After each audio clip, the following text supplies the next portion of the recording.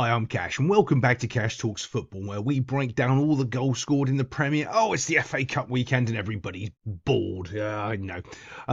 It's funny how no one really cares about the FA Cup anymore. It's just, but there's lots to talk about in this game, and there's lots of sort of things that I'm gonna. The modern footballer gets wrong, and I was listening to a couple of the commentators, and when I say what I heard, you're gonna go, yeah, they said that, and it's. I thought it was a bit weird as well. But some of the dumb things I'm hearing, trying to cover up the paper over the cracks of the modern football and how bad some of these players actually are, to me is hilarious. Now we're gonna watch this right here. This is actually quite a good turn. Chelsea in the game, they were actually very good at splitting the lines, having deep passes from their centre backs and just passing straight through with a flat ball all the way through Brighton. But here's Neto, and he receives a little ball here and does a great little spin turn here. Brilliant. And he's off to the races. Does a fantastic job of that. But then I want to comment and show you his pass after that. So he does the good work. He rolls the defender. The defender's a muppet for going with him in the first place. I don't know why he's gone in with him over there. Well, other than he's bad at the football and he needs to be better. He should have just been holding, waiting, because it shuts off everything that he wants to do. Going in with him, and if he gets turned and burnt, this should have been a goal. It should have been a goal. And this is the difference between a proper team and a Chelsea or someone. They're just not quite at it. And I was listening to a bunch of Muppets talk and break down on the Tells Lies and Vision box. And they were talking about how good Chelsea started the season and how they've sort of dropped off and the intensity. And I'm just going, that's the modern footballer. The modern footballer has been brought up through the academy system, and I'm going to be doing a lot more of this information. Actually, I might bring it out before the international break. I might just do it in another couple of parts because I'm trying to make too much of a long video about it. They don't care. And it's like it's a whole generational gap thing, right? Go and ask everybody who won the FA Cup 3 years ago. No one cares. Genuinely, no one cares. Ask what the largest ask anyone under the age of 26 how much did the XQC go over to Mixer for. Everyone will know the answer, 100 million. And the culture is completely different nowadays than this FA Cup culture of yesteryear in the 80s and the 90s and mud-filled pitches and all that stuff. It's just not the same anymore, and you can see that on the field, and everyone is just too scared and afraid to actually just say it. Nobody cares. And they, by the way, they care when the game's on. Don't get me wrong, and they'll want their team to win it. But it's just the magic isn't there. It's just not. And as much as they want to prattle on about it, it just isn't. But let's just watch this pass. Okay, this is a simple pass. Why? Because he is dictating exactly where this ball's going to go. Bump there. These guys are in no position to intercept it because all of their energy and movement is going towards the goal. So they can't really sort of stop and try to intercept the pass. So he's got a free pass, basically. Okay, because that's what he's essentially got. And what does he do? Bounces the ball in the air, bonk, bonk, bonk, and then this guy's got no chance whatsoever to do anything with it because the pass is terrible. This should have been right in front of him. He should have taken a touch. He should have just, even if it was just on the ground, it wouldn't have not bouncing like this towards him. Just taken a touch out of his feet and smashed it into the net box. Instead, this is what he has to do. It's bouncing, skips up off his foot, and you're just like, oh, okay, great. What's that? It's absolutely rubbish. But there's a couple of other things I'm going to point out within this, and just a poor play from Chelsea. Chelsea should have just blown Brighton away with some of the chances they had. They're just poor up front in the final third. Just without Cole Palmer's magic, just getting them a goal every now and again, they just don't have any sort of quality understanding of what to. I mean, that's just a technical flaw there in his passing ability, where he scuffed the ball. That's what that is. But let's move it on to show you the next problems that I find. So here we are for the goal, right? For the debacle of a goalkeeping error. But I just want you to have a little snapshot and have a look, right? And analyse it yourselves. Look at what you see inside of this 18-yard box right here. If you draw a line down the middle, right? Oh, that's a great line, Cash. Oh, thank you. It's brilliant. We've got some little zones and little boxes, and we can start to draw distinctions of where all the players are, right? And actually, you probably want to do it that. And I'm not going to do the micro zones and do those, right? As I start doing the micro zones, like blah, blah, blah. So what we're really talking about, let me just redo that, get rid of that, so you can actually see what I'm talking about here, right? We're looking at these zones here, right? And we're going to put a line down the middle of the field, and we're going to keep it simple for everybody, right? So, do we have any Chelsea players in here? No, but we've got 1, 2, 3, 4 Brighton players. Do we have Chelsea players in here? Yes, we do. Do we have anyone over? No. Right. So if you look at the areas, right, why do we have a tick there, right? Because we've got Brighton players and we've got Chelsea players there. So that means we are marking. Are we marking in this zone here? No. Are we marking over here? No. Are we marking over here? No. So out of all the areas on the field, we've only got one correct. So what that means is we've got players here that aren't doing anything because there's no Chelsea player for them to mark. So that's an X. That's a wrong thing, right? And you can break it down into the micro zones if you want to, but we're not. There's no need.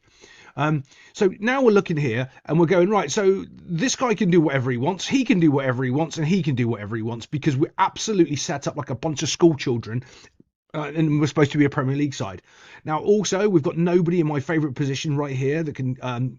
the reason why I like people here is for this reason. If they're doing a short corner and they're looking to play this player in, the player on the box on the D here can always come and pressure, right? So let's just watch what happens here. As we move this forward, they're going to pressure the ball. Look how slow and pedestrian it is, right? So we've got 2 players now, 1, 2, and the ball's been shifted. Someone else has come out, brilliant, trying to help, brilliant, trying to do something, brilliant. But look how far away he is. His energy isn't there. What do we say energy? We really mean his intensity when he's trying to close the ball down isn't there. So watch as he goes, look, it's kind of casual. And yet no one here from Brighton has identified, oh, look, they're obviously going to pass it to the next man along the thing. No, we're all sitting in here doing nothing again. We're marking our players on the back post. We are, yay, brilliant. But there's no problem for the cross coming in from the back post because there's a pressure on the ball here. So you know no one here is going to be receiving the ball. You know it's going to the spare man here. But again, look at the intensity. They could have just kept squeezing. If they just kept squeezing going out towards the ball, right, they would have given Chelsea all sorts of problems. But they don't. And then we get a little scuff chip pass back over to Cole Palmer. I do think it's Jadon Sancho that puts this pass over. Look how much space is in between here. I'm going to show you from another angle in a minute so you can actually see how much space there is. And it's criminal, absolutely criminal. So this ball again gets dropped over and he just knocks it across the box. Has the keeper made a catastrophic error? Yeah, it is pathetic. I mean, at this level, that is pathetic. It's not bad, it's pathetic, right? He needs to be better. School kids don't let these goals in, but he does. Bad cross, kind of mishit, trying to knock it across, and the keeper just makes a howler of it, absolute howler. But let's just go back to the original problem, because the original problem, okay, the reason, and I'm a firm believer in this, you know, after coaching for over 20 odd years, you very rarely blame your goalkeeper. There, I can blame your goalkeeper, right? That is completely not a goalkeeper error. But before to fix that goalkeeper error, because the other problem you're going to have is if you want to try to fix that error, the chances of the goalkeeper having a similar situation where he isn't paying attention on the front post in the next 40 games isn't going to happen. So you wouldn't really focus any of your time and energy trying to fix your goalkeeper being a complete and utter muppet on the front post. What you would focus your time and effort on is the lack of all your players pressuring the ball or being any aware of what's going on the football field. You can fix that because chances are they're going to have to defend a corner next week. Chances are they're going to have to go out and pressure the ball. That's more likely than a bad miss-hit, crossy shot thing going towards the front post and your goalkeeper being a complete muppet, right?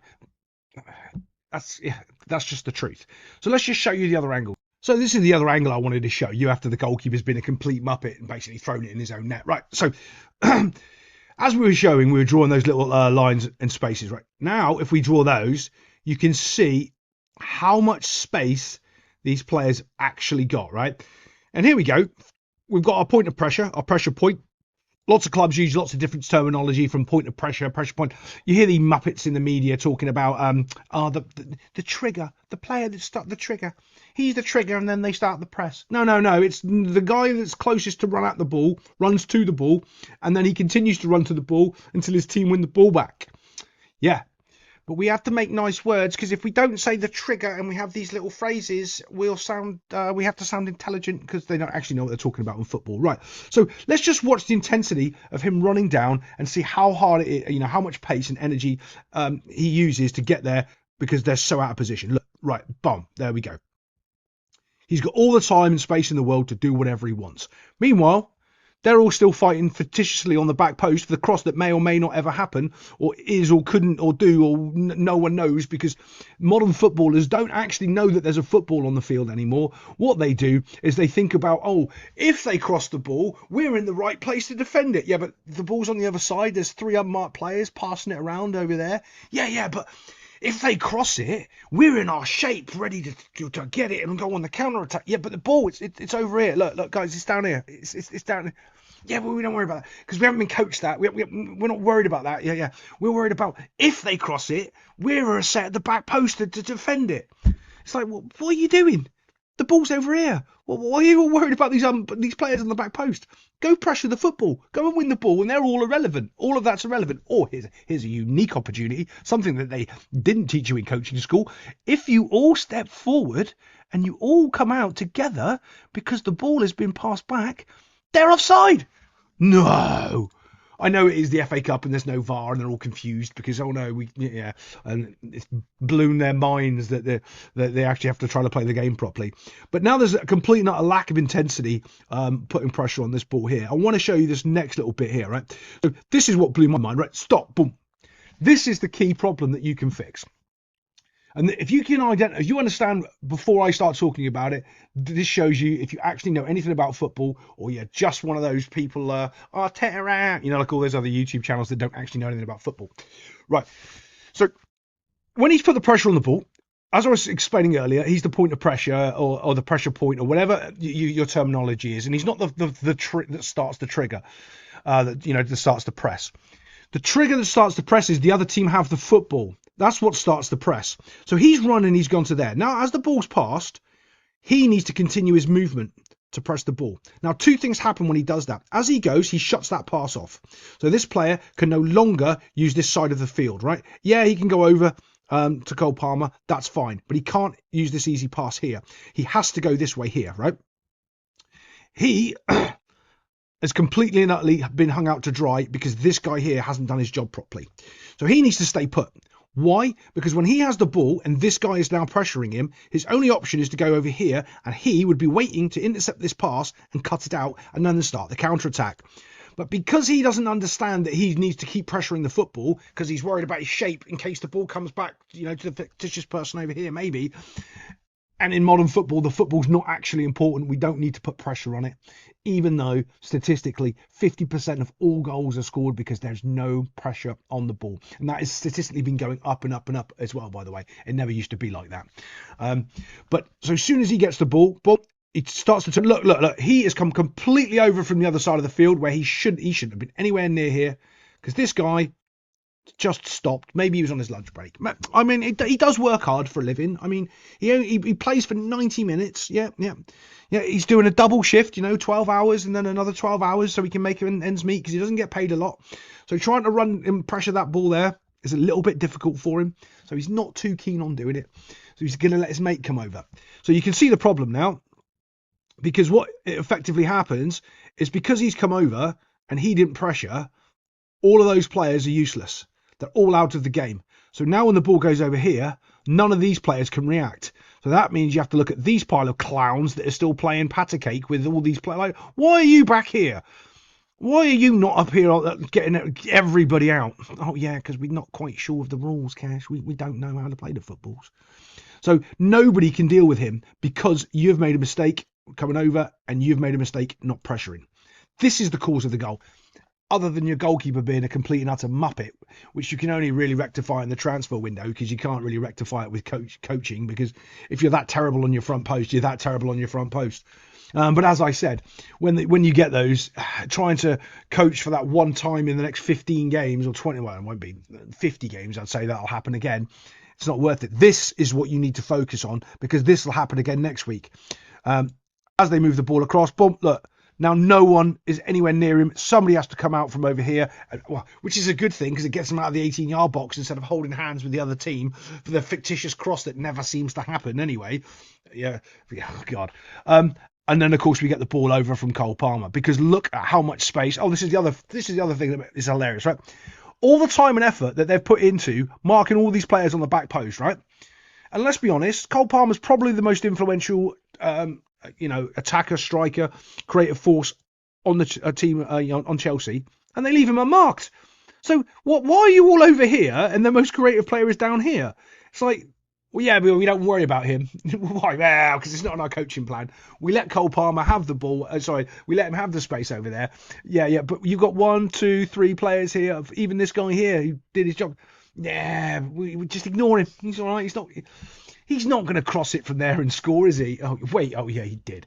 I mean, the lack of understanding of what's going on in real time. If I was like, well, if I'm coaching this game, I am absolutely screaming at my team to be marking Cole Palmer on this. It's pathetic. Be better, Brian. Let's move it on. I want to show you this as well. This amazing bit of skill. It's nice. I've said about it in a couple of videos. Some of you in the comment section have actually gone back and looked at Sir Stanley Matthews, and all he ever used to do was run, stop, and then run. That's it. It sounds insane, right? He just used to run, stop, and then stop, and then run, and then stop, and used to beat players because sometimes they just didn't keep running with him. This is another classic example here, right? So as he's running here, look, he stops, and then he runs again. Does he do a little step up? Yeah, and they have no idea what's going on. There's no little skill there. He just runs, and then carries on. Sorry, stops, and then carries on. Completely blew them away. It was mind-blowing. It was like, if you watch the football, you would have known that the football was still there, but because you're subconsciously so focused on the body, because you've gone through bad training and bad techniques, as soon as he stops, you're all gone the wrong way. And he was looking. So when he stopped, when I'm talking about the subconscious of the body, as soon as he stopped and he's looking that way, that's where the players that you saw, the 2 Chelsea players, they looked that way in off to the stands as well. So as soon as he changed and went that way, that was it. They were done. They couldn't cope with it. Oof. Melted their little brains. There's a lot to break down here with poor Chelsea defending. So let's move it on a little bit. So after he's passed his little through ball, right, there's a couple of things here. Well, I'm not too fussed about, but I also am. Okay. So this guy here is out of position just ever so slightly. He needs to be back, right? Why? Because there's a gaping hole here between him and him right there. That's a massive area right there. So why is that important? Because this is where this runner's going to go, and he opens up the space because he drags a Chelsea player with him, and no one seems to react. And also remember, winning the football is not a thing in football anymore. You need to back away, look all cute, and try to hold your shape, but don't actually win the football, because that would be important, right? So as we're watching here, look, did you see that little shimmy? He fakes that he's passing it into that little space. There's the runner, and because he wasn't in that space originally, now he's tracked back to go into that space. Do you see what I'm talking about? So if he was already there, he would have been facing this way, ready to come back out and do something about this ball. But he wasn't. So now, because his starting position was, and it's just laziness, and don't say, oh, it's on the transition and he's running back. Yeah, well, these 2 ran back and got there. Soaking heat. So when he cuts inside, this is also terrible. Look at that. Look at the gait here. Look at his legs. That means he is absolutely wrong. His foot needs to be half a step back. And I'm talking about this foot on this side here. So he cannot cut inside on you because you don't know how to defend properly. As he's gone, look, do you see that dangling a foot out? Like, I'm going to try to tackle you, but tackling isn't any good. And the reason why that guy being in the position in the first place is important, because this is the point where you wanted him to step forward and put pressure on the ball. So when the runner went, not only he went as well. So when the ball's been, this guy's been beat, oh God, tongue-tied. When he's been beat, and now he's in this little inside space here, not one of these 2 players can actually go for the ball because both of them have gone with the runner. Yeah. Because just, I don't know, stupidity, unawareness of, yeah, he'll be offside as soon as that pass as soon as that pass isn't made, stop tracking him, one of you get onto the ball, but we don't pressure the ball, it's not important. Now we got our little cross in, it's not a really decent header away, it's just not. And I look at the goalkeeper and I go, well, did the goalkeeper call for it? Because he's come out and it looks like he wanted it, but yeah, get it away from your goal, fine. But now I'm going to show you some terrible defending, and there's an understanding when you're defending is you're always wanting the striker or the attacker to make a mistake, and then when that mistake happens, you capitalize on it because That's when you attack them, or that's when you try to win the ball off them. If you try to push them when they haven't made a mistake, most strikers and most wingers have got skill and they will beat you, right? So you don't really want to push on them until they make a little mistake. As soon as what's the little mistake? They touch, the ball goes. So if they touch the ball and they move it forward, that's the point that you can go, because they've already touched it. They can't touch it again until they get their foot catches up. So that's the point when you want to try to tackle. Or if they've touched it and it's just moved ever so slightly away from them, that's the point you want to capitalize on, so you can win the ball. Any little touch that they make wrong is where you want to put all the pressure on to win the ball. And I'm going to show you the Chelsea players have got no interest. And this shows, sums up their whole sort of weekend play of just not really caring when you see this little mistake that comes up here. So after the ball's broken, it's over here by the corner, by the edge of the 18-yard box. We've got pressure on the ball. Good, we're happy with that. So now, what's the second guy's job to do? Right? I'm not a fan of two people trying to win one football because they just get in each other's way. You can now, because what he's doing, the ball's here. Imagine there's a line in between these two players. He's in this zone, he's in this zone. What you can do now is come over to his zone and steal the ball, right? Force him away. And you also cut off passing back here.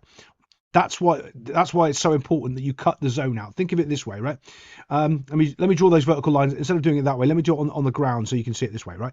Imagine these are the two zones. The Brighton players on this side, the Chelsea players on this side, right? You want to come over past that line of scrimmage and get into the Brighton's side and shut the ball down. Two things. Try to win the ball back. There's two things you do then. Right? He can't pass the ball this way because you're in this square here. If you're in this square here, he can pass the ball this way. Right? So you need to make sure you come to this square here, because then you've got that square covered. That square's covered because you're both here and you're both here. And the only place he can go is here, and you can force him and try to win the ball back. That's what you're trying to do. Okay. So as soon as this ball moves forward, look, watch one. Oh, look, he doesn't. That's the mistake I'm talking about there. See that touch? I want to show you it again. Let me rewind it ever so slightly. This is that mistake I was talking about. This is when they want to try to win the ball back. Boom, boom. See that there? That's where he needed to try to win the ball back. But because he didn't understand that he needed to get into that other zone, think of that again. This is, by the way, this is very important. If you ever want to do proper player analysis and break stuff down to help people, you want to draw this. You want to draw the line between the two players, draw the line like that, and then see which zones, right, are marked and covered. If these two zones have got the Chelsea players in, well, that's terrible, because that gives him all the opportunity to pass it back here. He needed to be there, like I said, and get there quicker. Didn't. So that's where all the problem comes. And not anticipating that he was making a mistake there and he didn't get punished shows just of the lack of intensity that Chelsea really had. They weren't even anticipating he's going to make a mistake. They're just like, oh, he's got the ball. Yeah, I'm doing my job. I'm hustling. I'm doing my thing. Yeah. No. He's made a mistake, and you should have pounced on it right then and won the ball back. And then this little pass back here wouldn't have happened. He just doofed it over. Just doofed it.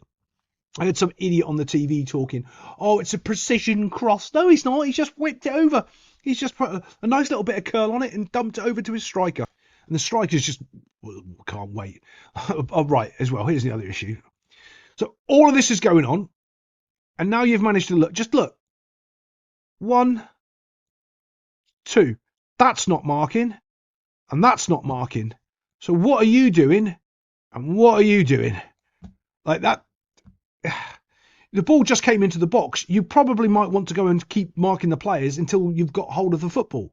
And you've got two people out here. I don't know what you're doing, either of you, but yeah, it's like this shouldn't happen. You've got a guy free between two defenders as the ball comes in, blob, just taps it into the corner. I mean, Chelsea, you only got yourself to blame, Chelsea, there. Wait, we've got more Chelsea mistakes coming along, so stay tuned. Mind you, this is one of the good things. Chelsea was so good at this, making these runs, splitting between. You can see there's the run right there. Ball over the top, found it perfectly. Another goal that Chelsea should have scored. Now, I heard one of the funniest things from a commentator. I hear, like, I know they're idiots and they don't know what they're talking about. Especially when you're talking, at certain levels. They just don't know anything about football. They don't. He said one of the stupidest things I think I've ever heard. And I'm going to say it like as it comes across when I play the little clip of him just not taking a shot at goal. So here we are. We're a striker. Think of it yourself. You're in prime position. The ball's in behind. Or you can do anything you want. You can take a touch. You can shoot first time. You can do pretty much anything you want with this ball. What do you decide to do? You let it go past you, and then instead of shooting or taking a touch, bringing it down, you flick it to a teammate. And this is what the commentator said. He's trying not to be selfish. What? His job's to kick it in the goal. The goal's right in front of him. What do you mean not be selfish? His job's to score goals. Like, he's trying not to be selfish. Well, like, what are you talking about? I can't believe these people have jobs. I really can't. It's one of the dumbest things I think I've ever heard. He's not trying to be selfish. He didn't take the proper touch when the ball skipped past him. He's let it overrun on him. He's made a really howler of an error, and he's now whacked the ball, and he's just, by the way, he's also lumped it up in the air. And the problem when you put the ball up in the air instead of on the ground is it takes time to go up and down. And all that time means goalkeepers can get out, defenders can defend.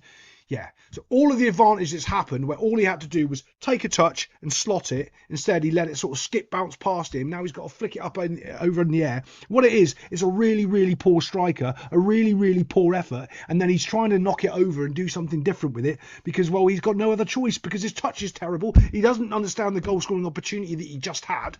Yeah. But no, he's not. He's trying not to be selfish. I was like, what are you talking about? Whatever drugs they're on, it's insane. But yeah, flicks the ball over. Look at that. Look how high that ball is in the air. There's nothing he's going to do. Like, what's he going to do with it? Bring it down on his chest, maybe? Oh no, because he's going to get tackled. Like, what are you going to do with that? It's just poor play. A great pass, a great run, completely and utterly wasted. Yeah, that's most of Chelsea's day, to be fair.